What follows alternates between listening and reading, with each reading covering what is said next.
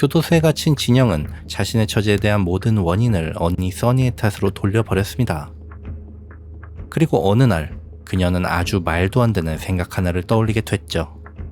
이미 엉망이 된 자신의 삶을 버리고 언니의 삶을 빼앗으면 어떨까 라는 생각을 말입니다. 자신은 일란성 쌍둥이 동생이었고 언니만 없앨 수 있다면 그녀의 삶을 차지하는 것도 아예 불가능한 일로 보이진 않았습니다. 마치 영화나 소설에서처럼 말이죠. 그리고 그녀는 외출하여 그대로 탈옥을 감행합니다. 1996년 11월 6일 오후 캘리포니아주 어바인 911 센터에 신고 전화가 들어옵니다. 911, what are you reporting? My roommate's getting raped. Okay, hold on for a line, please, okay? How many people totally in the house? I don't know. So you have one roommate in the house? And you think she's being raped? Where are you? You were in the room and you heard what? I just lost the cell phone. 짧은 통화였지만 상황이 최악으로 흘러가고 있음을 직감한 상담원은 이를 급하게 경찰에 알렸고 어바인 경찰은 단 3분 만에 현장에 출동했습니다. 그리고 아파트에선 여성 2명이 손을 들며 다급히 달려나왔죠. 써니와 그녀의 룸메이트 헬렌이었습니다. 현장 경찰의 말에 따르면 둘의 머리카락에는 덕트 테이프가 붙어 있었고 몸을 덜덜 떨고 있었다고 하죠. 그리고 아직 집안에 범인이 있다고 말했다는데요. 경찰은 집 앞을 에워싼 채 집안의 범인에게 항복할 것을 권유했고 얼마 지나지 않아 10대 소년 한 명이 손을 들고 문 밖으로 걸어 나왔습니다. 사건은 다행히 별다른 피해 없이 끝났지만 이 소년의 손엔 총이 들려 있었고 정황상 단순 강도 사건으로도 보이지 않았는데요. 경찰은 이 소년을 취조하는 과정에서 예상치 못한 충격적인 사실을 알게 됐습니다. 이 사건의 배후에 사건을 기획하고 이 소년에게 범죄를 명령한 진짜 범인이 따로 있다는 사실이었죠. 그리고 소년의 입에서 나온 이 배우의 정체는 모두를 놀라게 만들기에 충분했는데 바로 이 사건의 신고자였던 써니의 쌍둥이 여동생 한진영 씨였기 때문이었습니다. 1997년 이 쌍둥이 자매의 재판은 미국 전역에 생중계될 정도로 아주 큰 화제였는데요. 대개 일란성 쌍둥이들은 보통의 형제 자매들보다도 그 유대관계가 더 돈독한 것으로 알려져 있기도 하죠. 자매는 아름다운 외모를 가지고 있었고 신원이 공개되며 고등학교를 1, 2등으로 수석 졸업했다고 알려졌습니다. 특히 언니 써니는 명문대에 진학할 정도의 엘리트였기도 했죠. 서로 똑 닮은 두 여자가 한 명은 피고인석에 한 명은 증인석에 앉아 서로를 바라보는 이 모습만으로도 재판은 아주 흥미로울 수밖에 없었습니다. 급기야 언니에겐 TV 출연, 고액의 영화 계약 제안이, 동생에겐 금전적 후원도 마다하지 않을 팬들까지 생겼다고 하는데요. 알고 보면 이 둘 사이엔 법정에서 서로 마주서게 만들었을지도 모를 가혹한 어린 시절과 어두운 서사가 있었습니다. 어쩌면 닮은 외모만큼이나 비슷한 불행을 향해 달려가고 있었는지도 모르죠. 그렇다면 대체 이 둘에겐 무슨 일이 있었던 걸까요? 쌍둥이 자매는 1973년 대한민국 인천에서 태어나 자랐습니다. 일란성 쌍둥이로 언니는 선영, 동생은 진영이었죠. 참고로 이 둘의 미국 이름은 써니와 진아입니다. 이 자매의 가정사는 그리 평범한 편은 아니었는데요. 아이들이 어린 시절 아버지가 젊은 여자 바람이나 집을 나갔고 부모는 오랜 다툼과 별거 끝에 이혼하게 됐다고 하죠.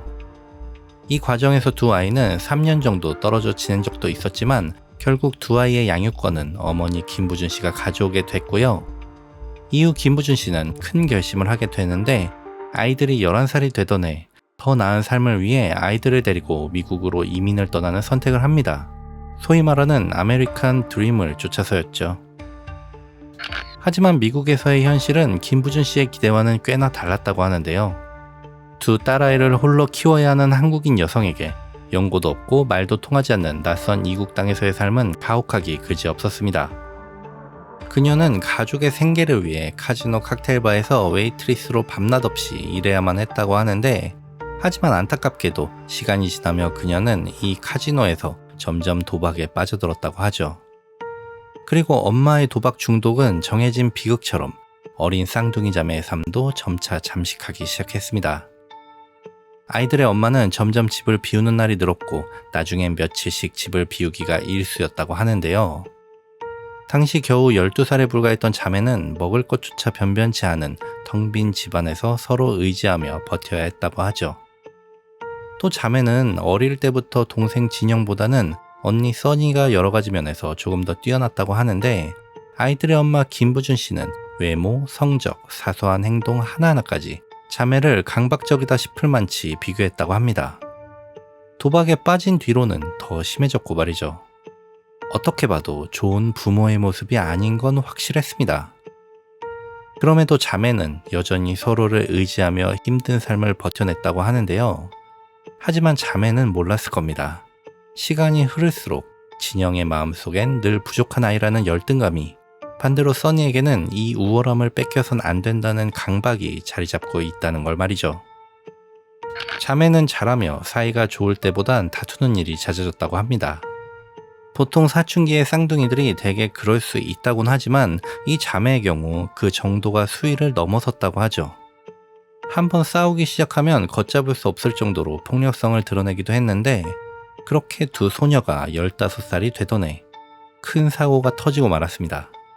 말다툼 끝에 써니가 부엌칼을 진영의 허벅지에 냅다 꽂아버린 사건이었죠. 그저 동생이 자신에게 끝까지 대들었다는 이유에서 말입니다. 다행히 치명상은 피했지만 이대로 자매를 방치했다간 언제고 돌이킬 수 없는 일이 발생할 수도 있을 지경이었죠. 게다가 당시 아이들의 엄마 김부준 씨는 경제적으로도 한계치까지 몰려 있었는데 월세도 수개월 밀려 살고 있는 집에서도 쫓겨나기 직전이었다고 합니다. 진아하고 써니하고 굉장히 잘 자란 편의 아이였어요. 18살 먹기까지는 말썽도 안 피우고 둘이서 굉장히 친하고 서로 우애했고 그랬어요. 18살까지는. What about after the age of 18? 제가 엄마로서 책임을 다 못하고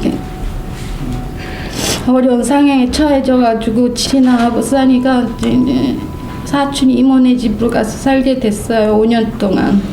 그녀는 이 상황을 극복해보고자 캘리포니아 캠프에 사는 사촌 이모에게 돈을 빌려보려고 했는데요.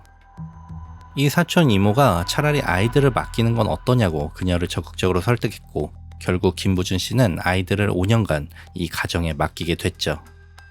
이 사촌 이모 가정은 미국인 남편과 아이들을 둔 화목하고 평범한 가정이었다고 하더군요. 참고로 김부준 씨와 사촌 이모의 사이가 원래 그리 좋지 않았는지 아니면 이후 점점 틀어지게 됐는지는 모르겠지만 나중에 법정에서 김부준 씨는 아이들이 이 사촌 이모 가정에 맡겨진 후 문제가 생겼다고 말했습니다.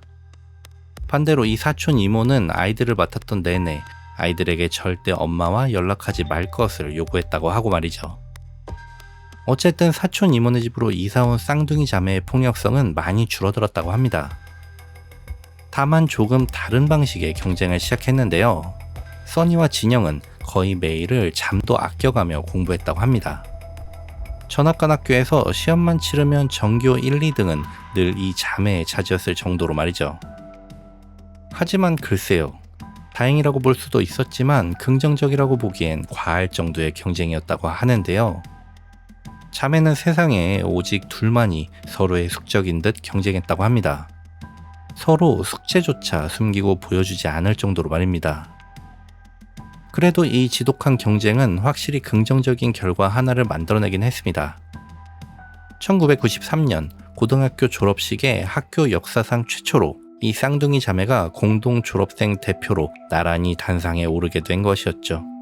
두 소녀의 앞날엔 당연하게도 밝은 미래가 기다리고 있는 듯 보였습니다. 이후 언니 써니는 명문 라번대학교에 전액 장학금을 받고 화려하게 입학했습니다. 다만 그녀에게도 큰 이슈라 할 만한 일이 있었는데요. 앞서 말했듯 사촌 이모는 아이들을 맡게 된 후 아이들이 친모와 연락을 주고받는 걸 극도로 싫어했다고 합니다. 하지만 써니는 진영과 다르게 꾸준히 엄마와 연락을 주고받았고 어느 날 사촌 이모한테 들키게 되죠. 그녀는 써니에게 크게 화를 내며 집에서 나가라고 했다고 하고요. 써니는 이 말을 듣고 또 정말 이모네 집을 나와 당시 남자친구 집으로 들어가 살게 됐다고 합니다. 그리고 동생 진영은 의외의 선택을 하게 되는데 그녀는 대학에 가는 대신 미 공군에 입대합니다. 언니의 그늘에서 벗어나 빠르게 독립을 하기 위해 선택한 길이었다고 하더군요. 돈 없고 백 없으면 군대가 최고다, 뭐 이런 말도 있었죠. 하지만 군대의 규율은 그녀의 예상보다 훨씬 엄격했고 적응하기가 아주 힘들었다고 합니다. 결과적으로 그녀는 군대에서 벗어날 목적으로 스스로를 동성애자라고 거짓 커밍아웃했다고 하고요. 동성애자는 군복무를 할 수 없다는 군법에 따라 그녀는 입대한 지 한 달 만에 불명예 전역을 하게 됐죠. 이후 진영의 행보는 점점 꼬여가기만 했는데요. 아이러니하게도 그녀가 다음으로 선택한 직업은 카지노의 블랙잭 딜러였습니다. 침묵뿐 아니라 그로 인해 어릴 적 스스로의 삶도 힘들게 만들었던 도박의 세계에 스스로 걸어 들어가게 된 셈이었죠. 그리고 그녀는 엄마와 마찬가지로 순식간에 지독한 도박 중독에 빠져들었습니다. 이렇게 결국 빚더미에 앉게 된 진영은 급기야 다량의 수면제를 복용하고 스스로 목숨을 끊으려는 시도까지 하게 되는데요. 다행히도 생명에 지장은 없었고 이 일로 다시금 사촌 이모네 집으로 들어가 살게 됩니다. 이때부터라도 정신 차리고 건실히 살았으면 좋았을 텐데 말이죠. 이미 도박에 눈이 멀어버린 진영은 또 닥치는 대로 자금을 마련합니다. 주변 친구들의 신용카드를 훔치고 수표를 위조하기까지 했다고 하는데요. 나중엔 이 방법도 여의치 않자 사촌 이모네 부부의 사업용 수표와 신용카드에까지 손을 댔다고 하죠. 이때 훔친 돈이 총 35,000달러, 한화로 5천만 원 상당이었습니다. 물론 이 돈도 모두 도박으로 싹 다 탕진했고 말입니다. 이 사건으로 화가 난 사촌 이모부는 진영을 절도죄로 신고했는데 이로 인해 그녀는 3년의 집행유예를 선고받게 됐습니다. 이후 비록 구속되는 건 피했지만 사촌 이모네 부부와의 관계 악화로 갈 곳이 없어진 그녀는 결국 그렇게나 열등감을 느끼고 벗어나고 싶어 했던 언니 써니에게 도움을 요청하기에 이릅니다. 다행히도 써니는 흔쾌히 동생을 받아줬다고 합니다. 그렇게 자매는 정말 오랜만에 같이 살게 되었죠. 그리고 언니의 집으로 들어온 진영은 써니의 사는 모습을 보고 크게 충격을 받았다고 하는데요. 평범한 대학생일 거라는 예상과는 전혀 다르게 언니는 비싼 외제차를 끌고 다녔고 그녀의 옷장에는 명품 옷들이 가득했다고 하죠. 잘나가는 부유한 친구들과 멋진 남자친구도 있었습니다. 대학생이 대체 무슨 돈이 있다고 써니는 이렇게 살고 있었던 걸까요? 사실 써니는 부유한 대학 친구들 사이에서 기죽지 않기 위해 무리해서 외제차를 리스했고 명품으로 온몸을 감싸고 다니는 것이었습니다. 이런 화려한 모습을 유지하기 위해 밤에는 유흥업소에서 댄서로 일을 하고 있었던 것이었죠. 하지만 그녀의 이런 이중생활은 오래가지 못했는데 그녀가 다니고 있던 라번 대학은 밤에 일을 하며 학업을 이어갈 수 있을 정도로 만만한 곳이 아니었습니다. 또 그녀의 화려함을 위한 씀씀이는 유흥업소 댄서의 벌이로 감당할 수 있는 수준이 아니었죠. 차라리 이때라도 정신을 차렸어야 했지만 그러지 못했습니다. 써니는 학교 성적이 기준치 이하로 떨어지며 장학금도 받을 수 없게 되었고 그녀는 결국 입학한 지 겨우 새 학기 만에 자퇴를 하게 됐고요. 결국 경제적으로도 빵꾸가 난 그녀는 이 돈을 메꾸기 위해 부유한 친구의 신용카드를 훔쳐 사용하기까지에 이르렀습니다. 그리고 대환장 파티는 여기서 끝이 아닌데요. 오랜만에 같이 살게 되면서 처음엔 좋았던 이 자매의 관계 역시 시간이 흐르며 서서히 다시금 틀어지기 시작한 겁니다. 철없는 진영이 언니의 명품 옷들을 몰래 훔쳐 입고 언니의 차까지 몰래 끌고 다니기 시작했던 탓이었죠. 써니는 수차례 하지 말라고 경고를 했지만 당연히 아무 소용이 없었습니다. 오히려 진영은 그녀의 지갑에까지 손을 대고 말았죠. 그렇게 둘은 크게 싸우게 됐고 이 싸움은 폭력으로까지 번지고 말았는데 써니가 전화기로 진영의 얼굴을 때려서 그녀의 코뼈가 부러졌을 정도였다고 합니다. 결국 자매의 싸움은 이웃의 신고로 경찰이 오고 나서야 멈췄다고 하는데요. 하지만 이때 코를 얻어맞고 너무 화가 났던 진영이 코피를 줄줄 쏟으며 경찰에게 언니의 비밀 하나를 폭로하고 맙니다. 바로 써니가 친구의 신용카드를 훔쳐 돈을 썼다는 사실이었습니다. You found out that there was a warrant out for your arrest, Right, and I didn't believe it. so you went down to the police station to check it out? Yes, I was angry. I thought Gino was lying to me, saying that there's a warrant, because I know that there isn't any warrant. So I'm so angry. I go down to the Placentia Police Department asking to see that, paper saying, do I really have a warrant? And I go and they say, yes, you do. So we do have to arrest you here. So I was in shock. So I was arrested. 진영의 말을 흘려들을 수 없었던 경찰은 현장에서 써니의 신원을 조회했습니다. 그리고 실제로 그녀에게 절도에 대한 체포 영장이 발급되어 있는 걸 확인하게 됐죠. 다만 그녀의 등록된 거주지가 다른 주소였기 때문에 아직까지 사건은 진행 중인 상태였지만 이 말을 믿을 수 없었던 그녀는 직접 경찰서에 사실 여부를 확인하러 갔고 그 자리에서 체포당하고 맙니다. 써니 이 여자도 참 대단한 게 말이죠. 실제로 그녀는 친구의 신용카드를 훔쳐 쓰긴 했다고 합니다. 아주 부유한 친구의 신용카드를 말이죠. 그리고 그 친구는 워낙 부자였기 때문에 그 정도 돈은 그냥 넘어가고 말 거라 생각했던 겁니다. 믿기지 않지만 그녀는 정말 이렇게 생각했다고 하더군요. 그렇게 써니는 절도죄로 체포되어 구치소에 3일간 구금되었고 벌금형과 집행유예를 선고받게 됐습니다. 그리고 이 일은 또 다른 스노우볼이 되어 더 큰 비극을 향해 굴러가기 시작했죠. 언니가 구금된 3일 동안 동생 진영은 말 그대로 고삐 풀린 망아지였습니다. 책임 없는 쾌락을 마음껏 누렸죠. 눈치 볼 필요 없이 언니의 외제차를 맘껏 몰고 다녔고 또 언니의 신용카드 한도가 다 찰 때까지 카드도 맘대로 긁고 다녔습니다. First of all, my credit cards, all my credit cards, my identification, my wallet was stolen. Money was taken out from my account. Some of my clothes missing, and my car was gone. And you filed a police report with the police indicating your sister had taken these things. Yes. And that resulted in her going to jail. 그리고 3일 후 유치장에서 나온 써니는 당연히 모든 사실을 알게 됐고 동생 진영을 바로 절도 혐의로 신고합니다. 그렇게 이번에는 진영이 경찰한테 체포당하게 됩니다. 그녀는 이미 지난 절도 사건에 대한 집행유예 중이었기 때문에 이번엔 끝내 징역을 피할 수 없었습니다. 하루 5시간씩 외출이 가능한 6개월의 징역을 선고받고 말죠. 이 5시간 외출이 뭐냐면요. 본 취지는 수감자들에게 구직을 하고 일할 기회를 주는 것이었다고 합니다.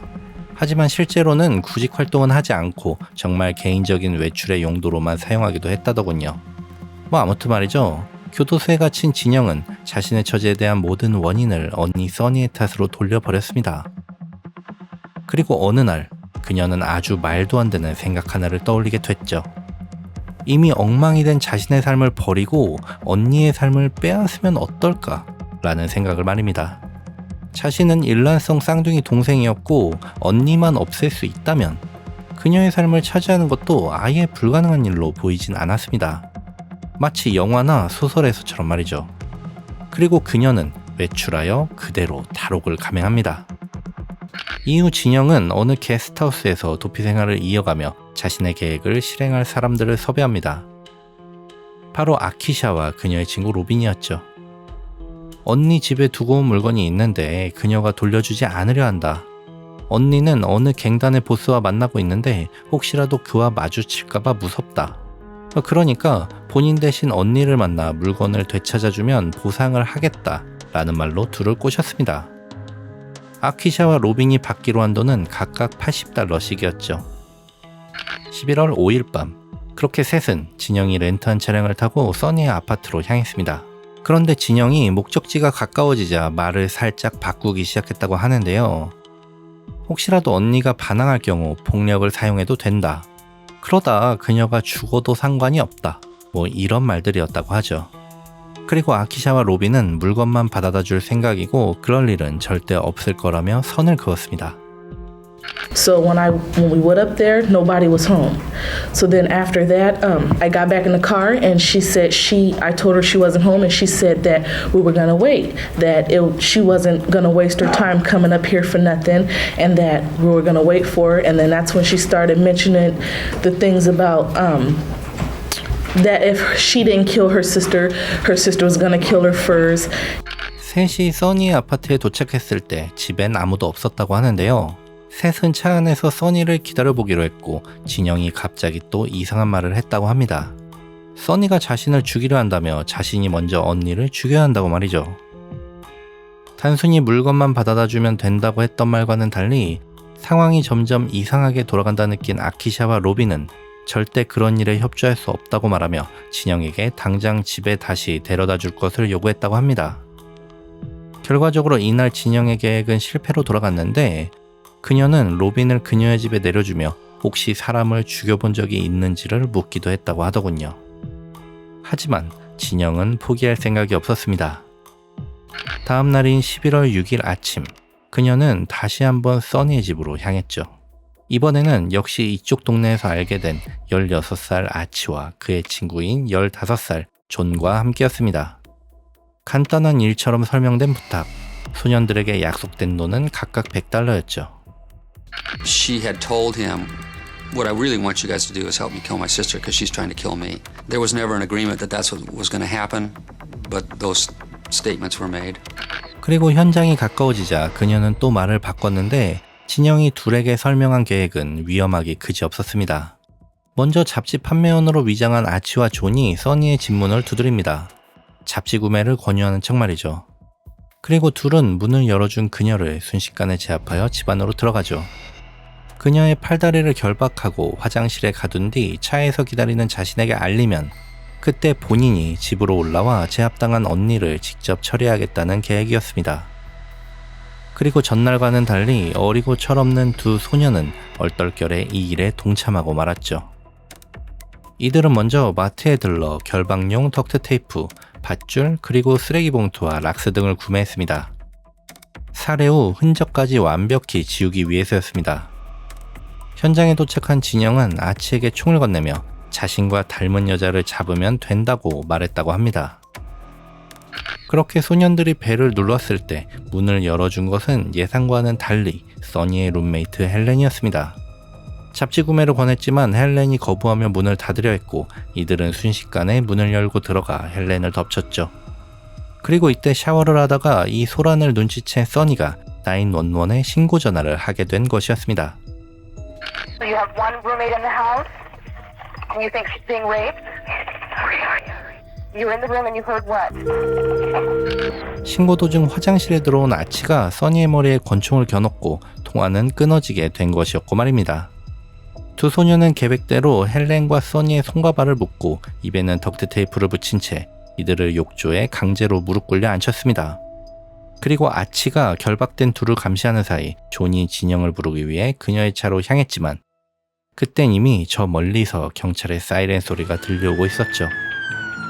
He's totally panicking and he starts ripping the tape off my mouth and then he takes the rope off my wrists, and while he's doing that he's telling us when the cops come in, tell them that it was a big joke.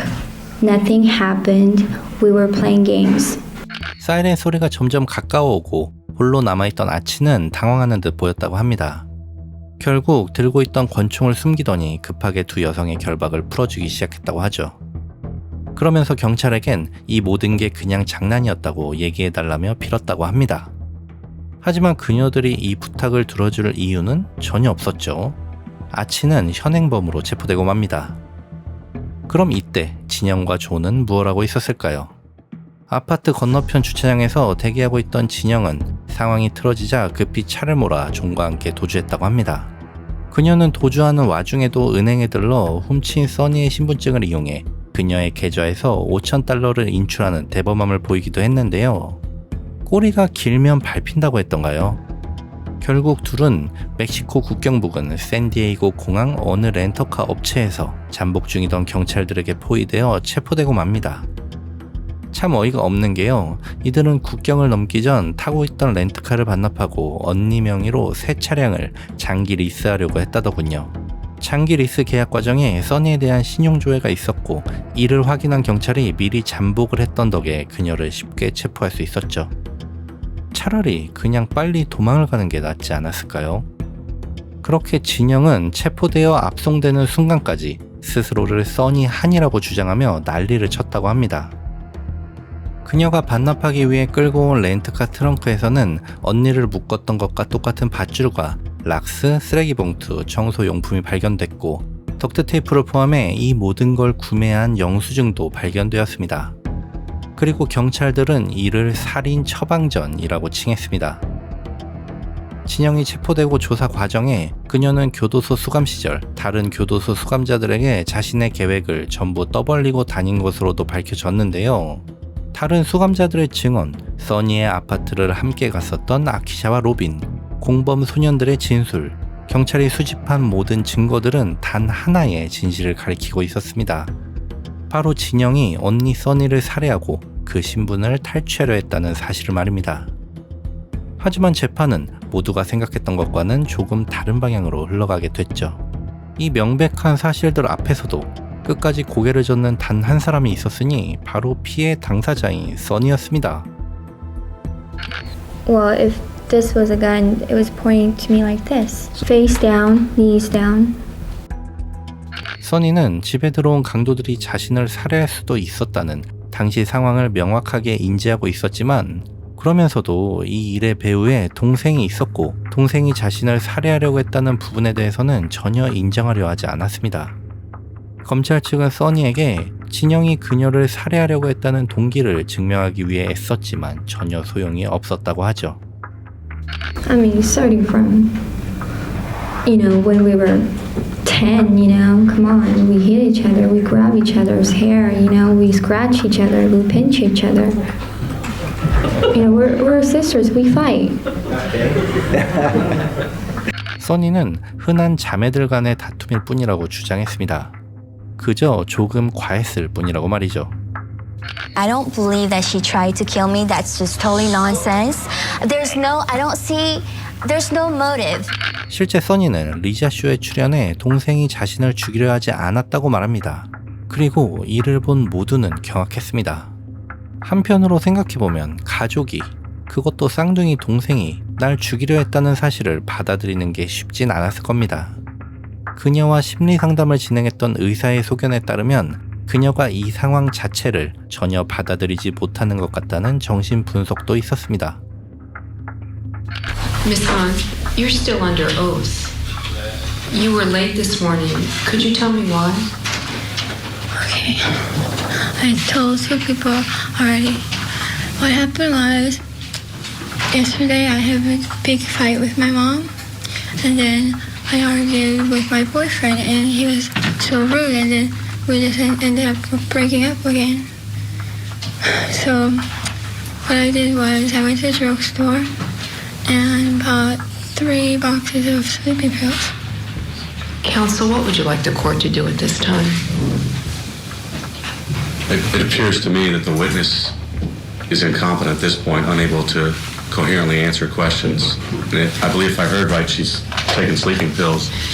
써니는 재판 과정 중 극단적인 선택을 하기도 했는데 이로 인해 한동안 재판은 중지되었고 재판부는 그녀를 병원으로 이송하여 치료받게 했습니다.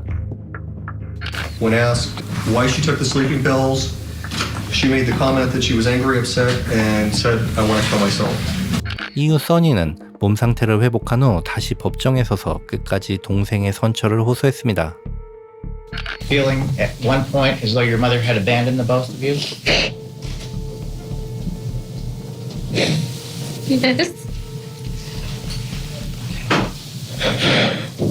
And in times like that, who was it that you turned to? Who was it that you got support from and comfort? Gina. So she was there when you needed her? Objection, relevance. Yes. And you were there for her when she needed you? Yes. 써니는 어머니가 두 사람을 방치했을 때 서로 의지하며 버텨냈고 둘은 가장 가까운 사이였다고 증언하기까지 했죠. How do you feel currently about your sister? Objection, relevance. Currently, I want to do everything I can to help her. Now, would you lie in court today to help her? No. Okay. 써니는 진영을 위해 무엇이든 도울 것이라고 말하기도 했는데요. 그렇게 세상 모두가 동생이 당신을 죽이려 했다며 그녀를 설득하고 당사자는 동생이 무죄라고 주장하는 기이한 재판이 이어졌습니다. 써니 측은 여러모로 진영의 감형을 예상했다고 하는데요. 어쨌든 피해 당사자가 가해자의 선처를 요청하고 있는 상황이었기 때문이었습니다. 하지만 법원의 판단은 예상보다 훨씬 단호했죠. 판사는 진아안이 사전에 권총을 준비했고 살해 청부 소년들을 모의한 점, 트렁크 속 살해 및 청소 도구들을 보았을 때 명백한 살인 의도가 있었다고 판단했습니다. 실제 아치가 체포됐을 당시 그가 들고 있던 권총은 안전핀이 풀려 있었고 장전마저 된 상태이기도 했고 말이죠. 결국 진영에게는 26년 뒤 가석방 심사가 가능한 종신형이 선고되었습니다. 같이 공모했던 두 소년들의 경우 아치는 끝까지 범행을 인정하지 않았지만 14년형을 선고받았습니다. 조는 자백서에 서명하는 대가로 8년형을 선고받았죠. 후일담으로 언니 써니아는 세간의 엄청난 관심을 받으며 유명인사가 되었습니다. 토크쇼에 출연하기도 하고 200만 달러 규모의 영화 계약 제안을 받은 것으로 알려지기도 했죠. 다만 현재로선 공식적으로 그녀의 행방은 알려지지 않았고요. 최근 한 기자가 그녀의 어머니 김부준 씨와의 인터뷰를 공개한 내용에 따르면 써니가 죽은 것 같다는 말을 남겼는데 사실 여부는 확인되지 않았습니다. 동생 진영 또한 재판 과정이 공개되면서 그녀를 지지하고 관심 있어 하는 팬들이 생겼다고 합니다. 그녀는 편지를 통해 이들과 소통하곤 했는데 나중엔 자신이 사회로 돌아갔을 때 무슨 일을 할지 물어보며 그들에게 돈이나 살 집 등을 제공해 줄 것을 유도했다고 하죠. 놀라운 건 실제로 그녀는 어떤 영국 남자와 1년간 편지를 주고받았는데 나중에 이 남자가 그녀에게 자그만치 10만 달러, 한화 약 1억 5천만 원 상당의 돈을 보내줬다고 합니다. 남자의 정체는 끝까지 밝혀지진 않았고 말이죠. 진영에겐 이후에도 운이 많이 따른 것으로 보입니다. 그녀는 26년의 복역을 채우기도 전에 캘리포니아 법이 바뀌면서 청년 범죄자 가석방 심사 제도를 통해 가석방 심사를 받을 수 있게 됐는데요. 이때 검찰은 그녀가 사람의 심리를 조종하는 능력이 뛰어난 사이코패스라고 주장하며 그녀의 가석방 심사를 끝까지 반대했다고 합니다. 그럼에도 그녀는 2018년 주지사의 승인으로 가석방 되었고 말입니다. 이후 그녀는 정말 개과천선을 한 건지 모르겠지만 공학 학위를 받았으며 현재는 실리콘밸리 쪽에서 엔지니어로 건실하게 일을 하며 살고 있다고 합니다. 오늘의 이야기는 여기까지이며 흥미롭게 보셨다면 구독과 좋아요 부탁드립니다. 저는 다음 영상으로 다시 찾아뵙겠습니다. 감사합니다.